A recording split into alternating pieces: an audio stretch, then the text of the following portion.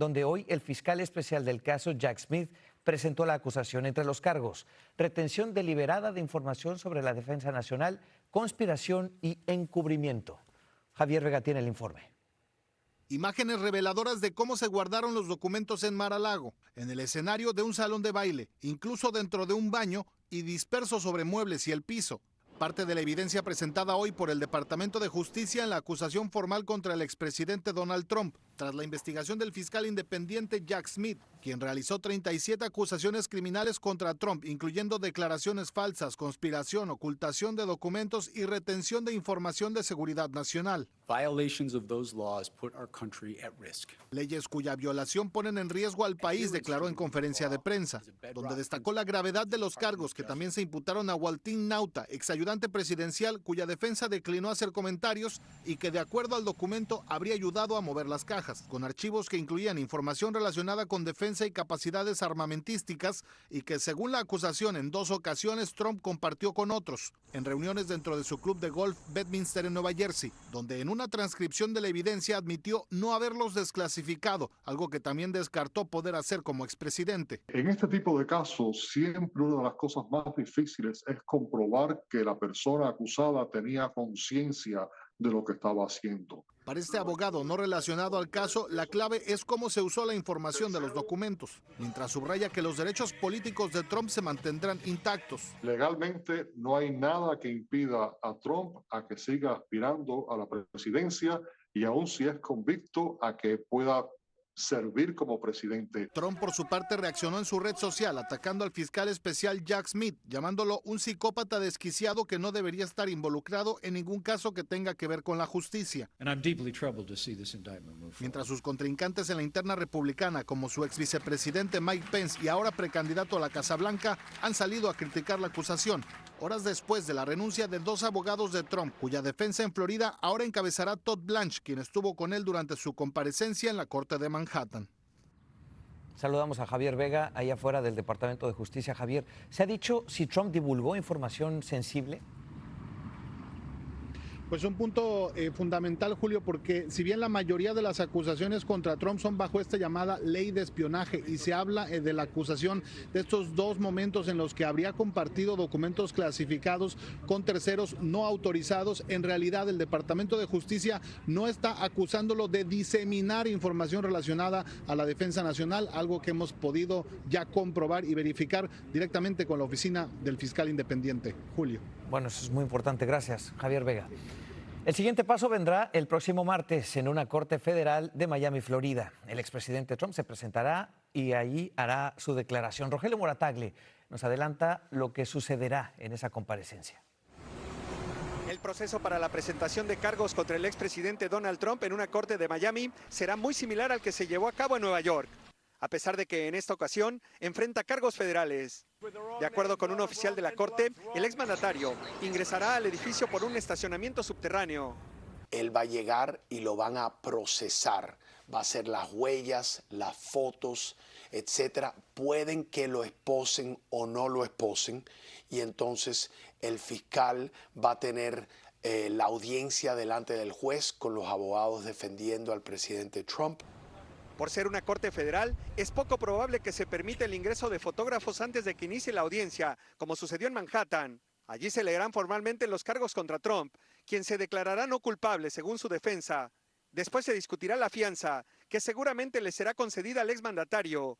Tras la comparecencia del martes, vendrán las audiencias previas al juicio. Y a menos de que Trump llegue a un acuerdo con la fiscalía o se desestime el caso, iniciaría el juicio, que tendrá lugar en West Palm Beach y que será presidido por la jueza Aileen Mercedes Cannon, quien fue designada a ese puesto por Trump cuando este era presidente.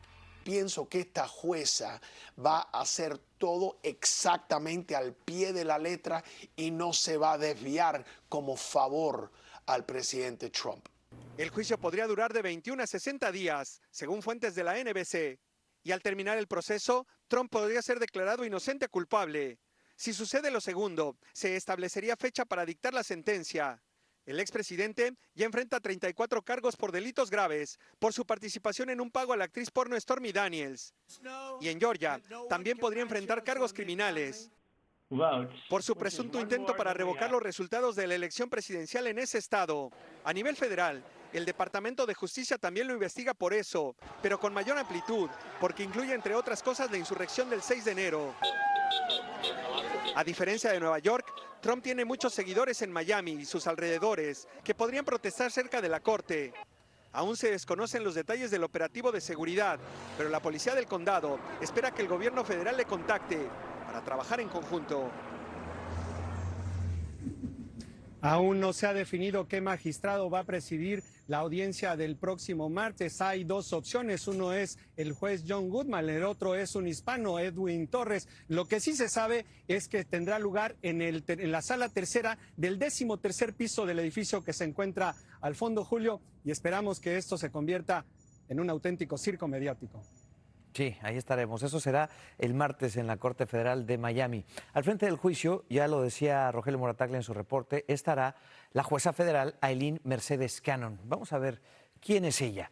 Cannon nació en Colombia hace 42 años. Es una graduada de la Escuela de Leyes de la Universidad de Michigan. El mismo Trump la nombró jueza federal en 2020, ya tiene un historial de fallos favorables al expresidente. En el otoño, por ejemplo, impidió que fiscales utilizaran temporalmente el material que obtuvieron en Mar-a-Lago. Ella estará al frente de este juicio. Vamos a entender con claridad el impacto legal de esta imputación al expresidente Donald Trump y para ello nos acompaña el abogado constitucionalista de Telemundo, Joseph Maluf. Abogado, muchas gracias por estar con nosotros. Es hasta ahora el caso más grave contra el expresidente Trump, una acusación que tiene un documento de 49 páginas. De todo lo que ahí se revela, ¿qué es lo que más le preocupa a usted? Bueno, el hecho de que él le pidió a uno de los abogados que destruyera uno de los documentos. La manera en que trata documentos que son no solamente clasificados, pero que envuelven la seguridad nacional del país, es preocupante. Muchas personas inocentes pueden morir por la información que está en estos documentos y cuando miras la manera en que él manejó los documentos y la manera en que él habló en el año 2016 cuando él criticó a Hillary Clinton, donde él dijo que la clasificación de los documentos y proteger los documentos era su función principal como presidente. Ahora todo viene y demuestra que puso la seguridad nacional en riesgo. Ya lo dice usted, estos documentos incluyen información nuclear, información de posibles ataques, ¿es cierto? Ahora, se habla de 7 delitos, pero 37 cargos. ¿Cómo es que juegan esos dos números? ¿Nos lo puede explicar? Con gusto. Mira, muchas veces la persona que comete un crimen no lo hace una vez, pero lo repite varias veces. En este caso, por cada documento le han puesto un cargo. Entonces son grupos de documentos, pero por cada violación le pusieron un cargo y como envuelve tantos documentos, los primeros 34 cargos obviamente envuelven algo mucho más repetitivo. Pero aunque sea repetitivo, la corte le puede causar a la persona ir a cárcel más tiempo porque lo repitió varias veces. No necesariamente la sentencia máxima, que en este caso serían 10 años por cada cargo, pero le darían una cárcel más grande porque lo hizo muchas veces. Bueno, eso es importante. ¿Qué pasa si el expresidente Trump es encontrado culpable? ¿Cuál puede ser el cargo final? Mira, Julio, bajo la ley federal tienes una guía de sentencias que aplicaría en este caso y basado en tantos cargos, si lo encontraran culpable de la mayoría de cargos, las guías van a sugerir un periodo de cárcel que va a exceder 4 o 5 años mínimos y que podría convertirse en una sentencia que sería como una cadena perpetua para una persona de su edad. Bien. Abogado Joseph Maluf, muchas gracias por estar con nosotros. Gracias, un placer estar contigo. Vamos a hablar ahora de otra investigación federal. El Departamento de